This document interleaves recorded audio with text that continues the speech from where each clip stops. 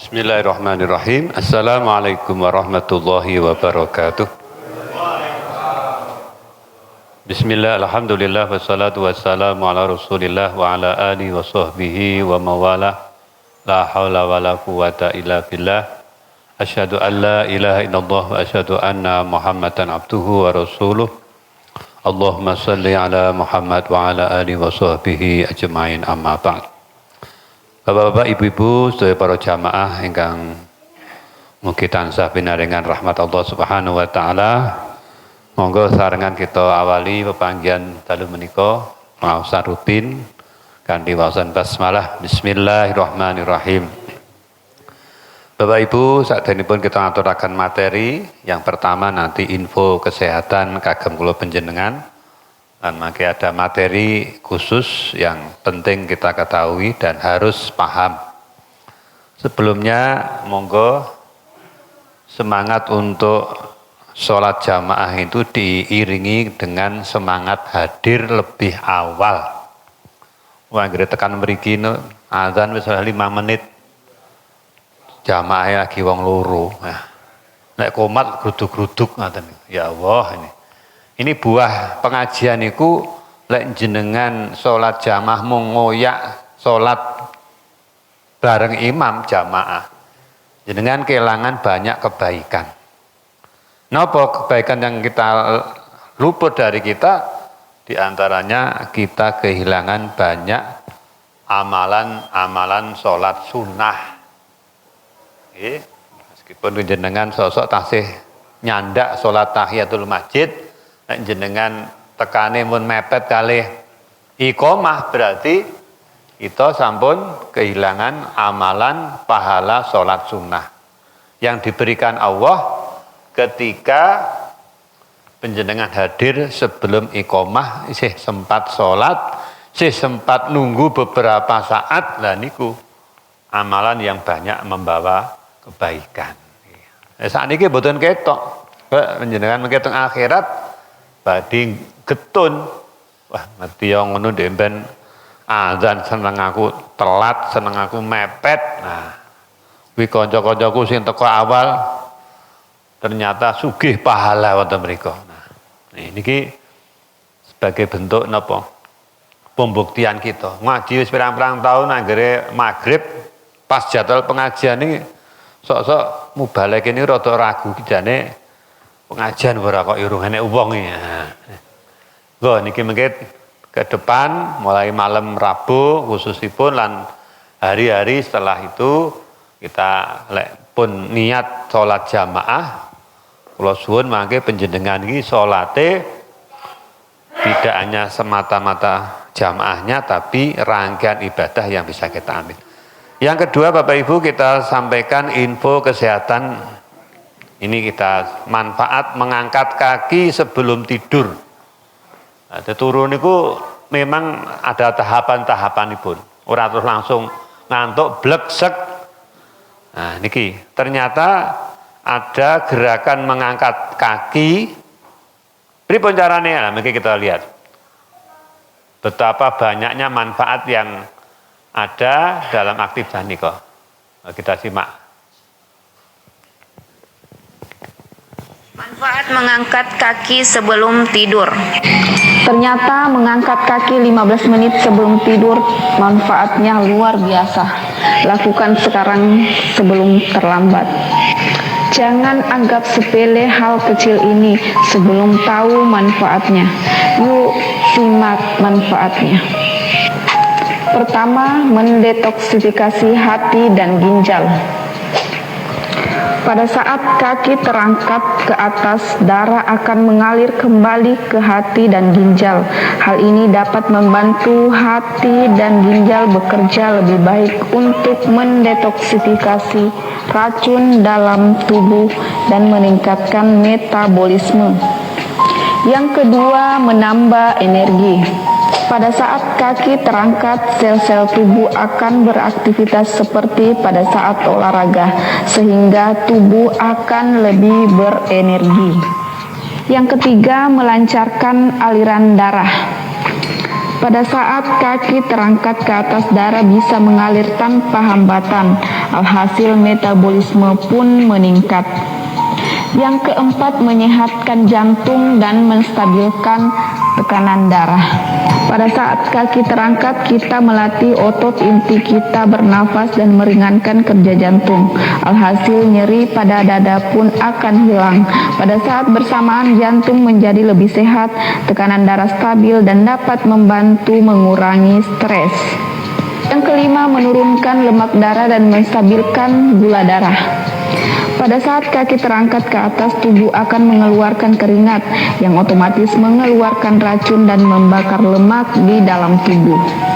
Keenam, meningkatkan fungsi reproduksi. Pada saat kaki terangkat, usus akan bergerak dan kandung kemih juga menjadi lebih kuat. Fungsi fisiologis pria dan wanita pun meningkat. Itulah tadi beberapa manfaat mengangkat kaki 15 menit sebelum tidur. Nah ini nggih, soal awake kan betul gagah. Ini ternyata terbukti sebelum tidur saat dari sare jenengan mengangkat tangan kaki kados ngaten niku. Seperempat jam. Wah ora keju, dicoba mawon. Ada banyak manfaat, di antaranya adalah untuk mendetoksifikasi jantung, hati dan paru-paru, ginjal. Nah ini penting. Nah, mila niki saged dipraktekke nggih, kersane kita menika nyoba. Nah, ini aja mung pican pindho ya sampai kita merasakan hasilnya. Wah, ya bener tenan. Nah, niki fungsi mengangkat kaki saat sebelum tidur. Nggih.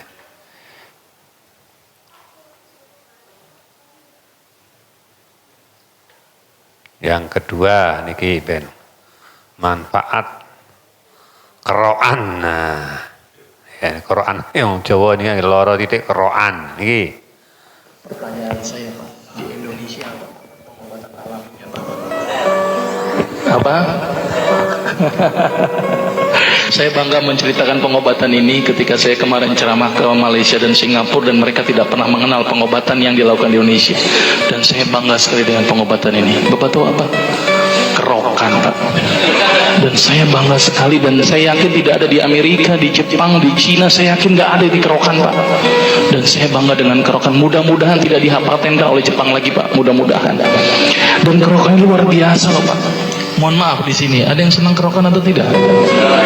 Ya. Banyak dokter bilang kerokan nggak bagus.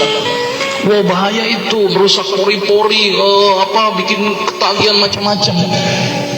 Ini ketahuan dokternya nggak belajar kerok terapi ini ya. Saya ngomong kerokan dulu sebentar ya. Kerokan dulu penting menurut saya ini. Saya jangan sampai hilang nih kebudayaan kita ini. Saya kalau ke luar negeri bangga menceritakan ini. Mudah-mudahan di sini pun juga harus bangga dengan kerokan. Anak saya kalau sakitnya saya kerok. Anak saya kalau sakit itu saya kerok, saya tempelin bawang. Saya lebih senang dengan cara-cara alami. Saya cerita sedikit tentang kerokan. Kerokan ini ternyata diteliti oleh seorang peneliti dari Jepang. Orang Jepang datang ke Indonesia meneliti perilaku binatang, tapi ternyata dalam penelitiannya itu dia melihat perilaku orang Indonesia aneh-aneh. Di Jepang orang gambar tato wajar, tapi orang Indonesia gambar tato tengah bolong hari di punggungnya, kan bingung mereka. Ini ada apa ini orang Indonesia kok gambar tatoan seperti ini? Ditanya, ini bukan tato, ini adalah pengobatan. Emang dasar orang Jepang tuh kalau ada yang aneh-aneh langsung diteliti. Akhirnya diteliti itu orang yang dikerok sama orang yang sebelum dikerok, diambil darahnya, dilihat dengan mikroskop. Ternyata makrofag orang yang dikerok itu lebih aktif dalam makan kuman. Terus kemudian orang yang dikerok diukur BMR-nya, basal metabolism rate-nya, dilihat dari keringetnya, dari nadinya meningkat apa tidak. Ternyata meningkat Pak. Jadi ternyata orang dikerok itu bagus meningkatkan BMR. Apa tuh basal metabolism rate? Jadi kalau orang demam, demamnya cepat hilang. Orang yang nggak selera makan jadi selera makan. Luar biasa itu penelitiannya. Tapi ada syaratnya Pak. Ini yang cukup penting. Ternyata ngomong kerok nggak apa-apa ya sedikit ya. Kerokan tidak boleh menggunakan logam. Itu yang bikin jelek Pak. Pakai apa dok? Bawang merah. Orang bilang nggak terasa, bodoh amat. Yang penting bawang merah. Yang kedua, ini cukup penting. Kerokan tidak berpatokan kepada gosong Pak. Selama ini kita kalau kerokan kan kalau belum gosong belum pindah-pindah kan, kerok terus baru pindah lagi kan, ini nggak benar ini Pak. Ya cukup 3-5 kali selesai. Ini Quran ternyata bagus nggih. Cuma salah ya wae dhewe Quran mesti nganggo duit kerincing. Lah ini sing maring rusak pori-pori niku. Nah, ternyata kata dokter Agus napa ngangge bawang merah, brambang. Ditugel dikeroke. Lah ora abang no, mboten usah kudu abang nggih. Tadi patokane wong kerokane ora kudu abang. Dikerok 1 sampai 5 kali sudah. Yang kedua jangan pakai logam. Ojo golek duit kerincing nggih kerokan. Golekno duit 500-an deh. Kenapa Pak? Kerokan. Nah, ini salah. Nah, coba mangke cuma kita ini biasanya yang pakai bawang merah itu bayi, kerokane bayi nganggen. Wong tuwek san pun napa-napa, malah apik. Jadi bawang merah untuk kerokan baik bayi atau mantan bayi. Insya Allah sehat. Okay. Nah, baik. Ini info kesehatan mudah-mudahan bermanfaat. Bapak Ibu jamaah nukuwah, kita akan sampaikan ini ilmu penting. Okay. Ilmu penting untuk kita khususnya kaum laki-laki yang melaksanakan ibadah pekanan. Namanya apa itu? Ibadah pekanan jenenge apa? Ibadah Jumat. Nah, Jumatan lah kan. Jumatan. Nah, ternyata banyak kasus para jamaah Jum'ah, kaum muslimin nindak ke sholat Jumat itu banyak yang tidak pas. Sehingga kita khawatir Jumatannya nanti bisa-bisa tidak sah atau tidak diterima oleh Allah. Maka kita akan coba membuka materi tentang pertama tentang adab di dalam mendatangi sholat Jum'ah. Ini penting. Ketika seseorang itu menggunakan adab yang benar, berarti dia telah menjalankan syariat yang benar. Nih, sebab apa? Semua ibadah itu ada adabnya. Bahkan secara umum muamalah itu pun enten adabipun. Adab bertamu, adab bepergian, termasuk adab melaksanakan sholat Jumat pun hendaknya kita perhatikan. Ini kita sampaikan dulu tentang adab-adab sholat Jum'ah. Adab-adab sebelum dan setelah salat Jumat. Rasulullah SAW mengajarkan kepada kita berbagai adab di hari Jumat, baik sebelum maupun sesudah melakukan salat Jumat. Berikut adalah rinciannya. Pertama, mandi di hari Jumat. Sebagian ulama berpendapat, mandi Jumat bagi orang yang hendak salat Jumat hukumnya wajib, berdasarkan sabda Nabi SAW yang artinya, apabila kalian menghadiri salat Jumat, hendaknya kalian mandi. Kedua, menggosok gigi. Nabi SAW sangat menekankan untuk bersiwak atau membersihkan gigi, terlebih lagi di hari Jumat. Ketiga, menggunakan minyak wangi. Nabi SAW menekankan hal ini dalam sabda beliau yang artinya, hendaknya memakai minyak wangi jika memiliki. Kita sampaikan 3 rumian ya. Adab-adab sholat Jumat yang pertama adabnya adalah mandi. Mandi ini pripun nggih? Mandi seperti kita mandi keramas itu, mandi besar gitu nggih. Mandi diniatkan untuk mendatangi sholat Jum'ah. Kata sebagian ulama mandi Jumat itu termasuk wajib. Artinya sangat ditekankan supaya kalau penjenengan rawi Jumatan yo diawali dengan mandi. Yang kedua, ini yang jarang ini, gosok gigi. Nah, biasanya sikatan gigi itu pas pagi hari atau sebelum tidur atau padahal untuk Jumatan itu tambah 1. Mandi lanjut sikatan diniatkan untuk sholat Jum'ah atau minimalnya pakai siwak ya. Yang ketiga, gunakan wangi-wangian. Jadi kalau bisa Setiap kita orang-orang mukmin laki-laki di rumah itu punya stok minyak wangi. Ya paling enggak minimal untuk mendatangi sholat Jumatan. Bahkan ketika datang ke masjid ini sebenarnya untuk sholat jamaah, pengajian atau jamaah 5 waktu, laki-laki disunahkan untuk memakai wangi-wangian. Tapi kalau wanita tidak, jangan dibalik, lek pas jago nganggo wangi-wangi, mau Jumatan atau sholat jamaahnya masjid, orang nganggo wangi-wangian. Nah, padahal ini termasuk sunnah. Nah, Bapak Ibu, Bapak-bapak yang tidak punya minyak wangi, beli. Diniatkan untuk melaksanakan sunnah Nabi, dipakai khususnya yang sunnah ini mendatangi sholat Jumat dan sholat jamaah atau menghadiri sholat jamaah di masjid. Keempat, bersegera berangkat menuju masjid. Nabi SAW menjelaskan dalam sabdanya bahwasanya orang-orang yang lebih dulu mendatangi masjid ketika sholat Jumat, mereka mendapatkan pahala yang lebih besar. Nah, yang berikutnya, tolong jangan nunggu menjelang khotbah Jumat baru berangkat. Ini kebiasaan yang jelek, yang salah. Termasuk nih yang pernah umroh, pernah haji.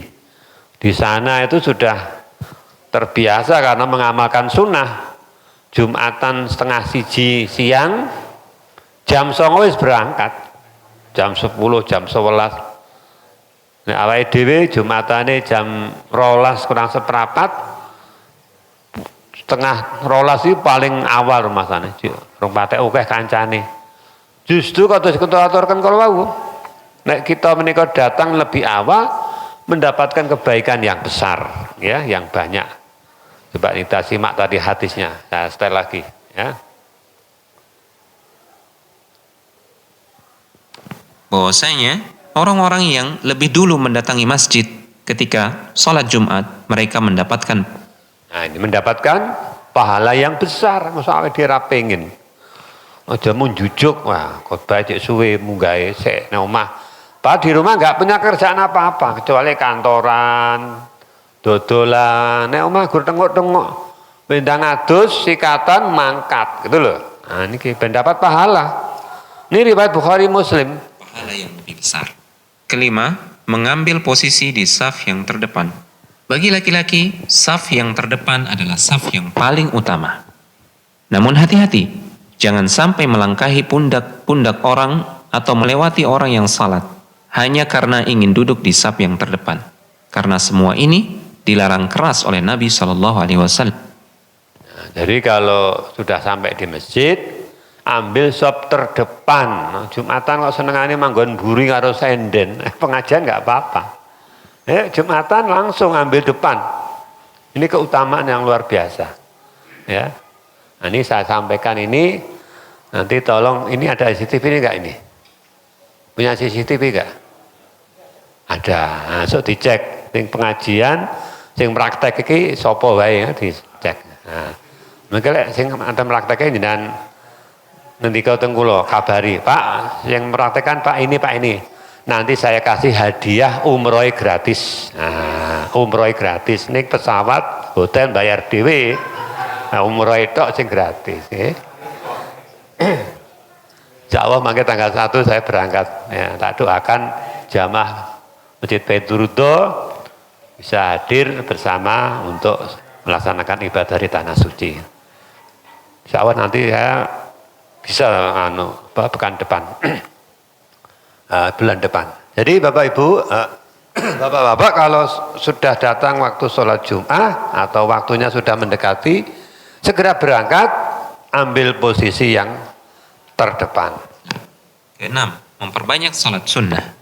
Selama menunggu imam, kita dianjurkan memperbanyak salat sunnah 2 rakaat. Nah, ini yang belum banyak diamalkan ini. Semakin kita lebih awal datang sholat Jumat, peluang untuk bisa sholat sunnah ini semakin besar. Sholat sunnah apa? Tadi saya sudah sholat tahiyatul masjid Di hari Jumat itu setelah tahiyatul masjid, nunggu khotib naik mimbar, perbanyak sholat 2 rakaat salam, 2 rakaat salam. Sholat apa? Iya sholat menunggu khotbah. Jadi tidak hanya 2 rakaat. Ini lebih banyak pahalanya.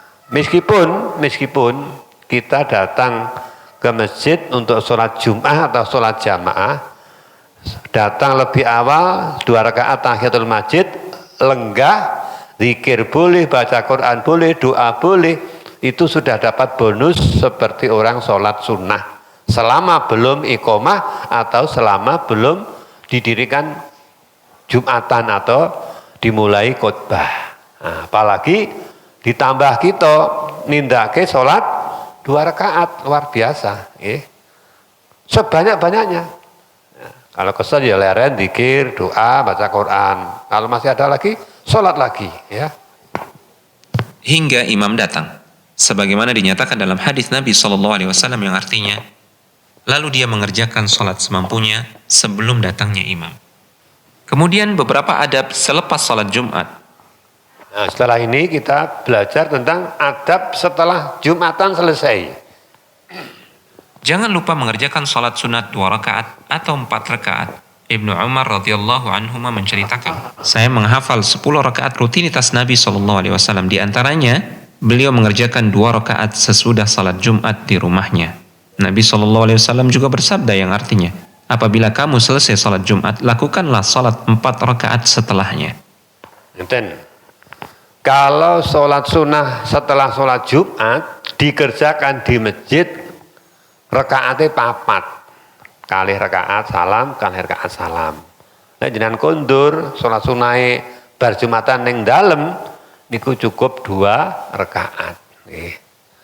Kok ngoten lah, ngoten niku Nabi nyontoke. Nek bar Jumatan selesai 2 rakaat, ya berarti belum sebagai Nabi yang beliau sampaikan. Sah enggak? Insya Allah tetap sah. Tapi kalau tambah 2 rakaat melih, lah itu baru sesuai dengan sunnah Nabi. Cuma kalau sholat 2 rakaat di rumah itu hati-hati. Ndang diselake tekan ngomah langsung nggelar sajadah sholat 2 rakaat, namanya sholat bar Jumatan, bar nindai sholat Jum'ah. Tapi kalau bar ke masjid Jumatan mlebet griya langsung ning nggon meja makan, nanti Jumat sholat rakaatnya 2 rakaatnya lali. Nah sholat sih. Nah, memang agak sedikit ribet dan mungkin gangguannya lebih besar. Maka lebih baik dikerjakan di masjid kalau kita takut nanti terganggu malah harus sholat 2 rakaat setelah Jumatan. Yufid.tv. Nah ini Bapak Ibu, Bismillahirrahmanirrahim. Ini adab-adab ketika kita mendatangi sholat Jum'ah. Enten pinten adabe wau? Oke, ngaten nggih. Oh baleni. 1 adus Jumatan, 2 sikatan, 3 nganggo ageman yang terbaik, syukur putih, pakai wangi-wangian, terus ndang mangkat yang masjid, terus manggone lewat tekan masjid, manggon teng ngarepan. Terus pripun? Salat sunah sauke-uke, ngoten lho. Nanti arep khotbah Jumat mulai lagi leren. Setelah itu, setelah sholat Jumat selesai, ada sholat 2 rakaat jika dikerjakan di rumah, 4 rakaat jika dikerjakan di masjid sebagai sholat sunnah setelah Jumatan. Ya minimal 2 lah, kalau enggak 4, 2 boleh. Nah sekarang niki larangan waktu khotbah, terutama bagi jamaah. Lek nganti jenengan nglanggar Jumatane ra kangge, ora sah niki. Kita simak nanti. Larangan waktu khotbah dibacakan. Beberapa larangan ketika khatib berkhutbah. Saat khatib berkhutbah di hari Jumat, jamaah dilarang melakukan beberapa hal berikut ini. Pertama, berbicara, sekalipun dalam rangka mengingatkan orang lain untuk tidak berbicara. Karena Nabi SAW pernah bersabda yang artinya, apabila kamu mengingatkan temanmu pada waktu Jumatan dengan berkata diam, padahal imam sedang berkhutbah, berarti kamu pun telah menggugurkan pahala Jumatanmu. Nah, inilah kata sing mboten matek paham yen pas khutbah dibacakan, dilakukan, jamaah tidak boleh bicara atau ngelingke wong ngomong ora oleh. Nah, pripun sing ngelingi sinten? Sing ngelingi khotib. Nah, jadi khotib itu waktu Jumatan, waktu khutbah kok enak jamaah sing ngomong dhewe, harus diingatkan. Jenengan sing khotib itu yang mengingatkan. Nek sing ngelingke padha-padha jamaah marake batal. Nah, apabila kamu mengingatkan temanmu pada waktu sholat Jumat dengan kata meneng, maka berarti telah menggugurkan pahala Jumatan. Kudune oleh ganjaran hilang mergo apa? Meneng. Nah, gara-gara ngaten niku. Mula sing dadi khotib tolong ini untuk kebaikan jamaah semuanya. Jangan ragu, jangan pekewuh, dilingki. Gimana cara ngilingki? Langsung aja tegur. Mas, tolong diam. Ini waktu khutbah Jumat tidak boleh bicara. Nah, gitu. Gak apa-apa ini ngilingki. Pertama itu, nggih. Kedua, bermain hal yang sia-sia, seperti memainkan HP dan semacamnya. Karena Nabi SAW pernah bersabda yang artinya, siapa yang bermain kerikil ketika khatib tengah berkhutbah, berarti ia telah menggugurkan pahala Jumatan. Kalau zaman dulu nggak main HP nih, main kerikil. Soalnya masjidnya Nabi mboten kata-kata ini kayak karpet mboten. Masjidnya pasir, enek wedi, enek pasir lah. Wong kadang napa gratil tangane dolanan. Niki waktu pas khutbah Jumat dibacakan kok enek jamaah sing dolanan kerikil niki. Maka gugurlah pahala Jumatan. Lolek jenengan Jumatan ngasto HP boleh, nggak dilarang. Tapi tolong di silent, letakkan di depan selama Jumatan. Jangan dikandongi. Ngolek getar enek suara masuk, itu penting. Nah, buka HP, gugur pahalanya. Jadi boleh bawa HP. Ning waktu Jumatan di silent kayak ning ngarep, aja ditemek. Lek keder-keder nek nggon kantong malah jenengan ora fokus mengke. Nah, berkaitan dengan itu yang semisal ini adalah untuk infak Jumatan kotak tidak boleh beredar waktu khutbah. Niki anggo kotak mboten. Nah, kudu ganti wis. Lah pripun mengke mboten hasile, mboten sing iseni. Pertama mungkin diumumke sik. Sadurunge khutbah Jumat kangge ngawali nggih. Mulai Jumat niki bapak-bapak kotak infak mboten ketok edarke. Lek jenengan badhe infak jenengan saged mlebetaken teng kotak Jawi. Awalnya begitu, nanti lama-lama sudah mapan. Insyaallah kalau sudah niatnya infak ora usah datang ngenteni kotak mubeng. Niki lek di sandarke kalih wau krikil HP kan padha. Iku duit dompete, wah duit kok gede-gede men. Arepe infak kok neketan tok. Nah, wis ora sida balik lagi. Wis ora fokus nggih Jumatan nggih. Nah, ini takmir tolong nanti untuk Jumatan kotak jangan. Kalau pengajian boleh, pengajian itu kan enggak terkait dengan khotbah. Silakan mau ngedarke kotak. Tapi kalau Jumatan nih padha karo main HP, padha karo dolanan kerikil. Niki mboten kerikil Pak, duit padha wae. Oh niku ya mengganggu fokus jamaah untuk mendengarkan khotbah Jumat. Ini saya sering sampaikan ternyata mboten namung mriki tok. Kata sing docek ngedarke kotak niku. Ketiga, duduk sambil memeluk lutut. Sahabat Mu'adz bin Anas menceritakan bahwa Nabi SAW melarang melakukan ihtiba, yaitu duduk sambil memeluk lutut ketika khatib sedang khutbah Jumat. Keempat, tidur ketika mendengar. Nah, bentar. Ini ki linggo modelnya ngeten iki. Kan penak kelaras iki. Tidak boleh duduk sambil memeluk lutut. duduk sambil memeluk lutut. Sahabat Mu'adz bin Anas menceritakan bahwa Nabi SAW melarang melakukan ihtiba, yaitu duduk sambil memeluk lutut. Namanya ihtiba duduk nyekel dengkul niku nek pas Jumatan betul. Ketika khatib sedang khutbah Jumat. Keempat, tidur ketika mendengarkan khutbah. Muhammad bin Sirin, salah seorang ulama tabi'in, beliau menceritakan, mereka yaitu para sahabat sangat membenci orang-orang yang tidur ketika khatib sedang berkhutbah. Gila. Satu, ngapa sebabnya tidur itu? Satu, karena jamaah tidak lihat khotib. Lek pengen orang ngantuk, khotib khutbah Jumat jenengan mirsani sing khutbah. Nyawang, lek jangan dingkluk, bablas. Bar sawah kesel, AC dingkluk. Mereka malah ngetes. Ngetes.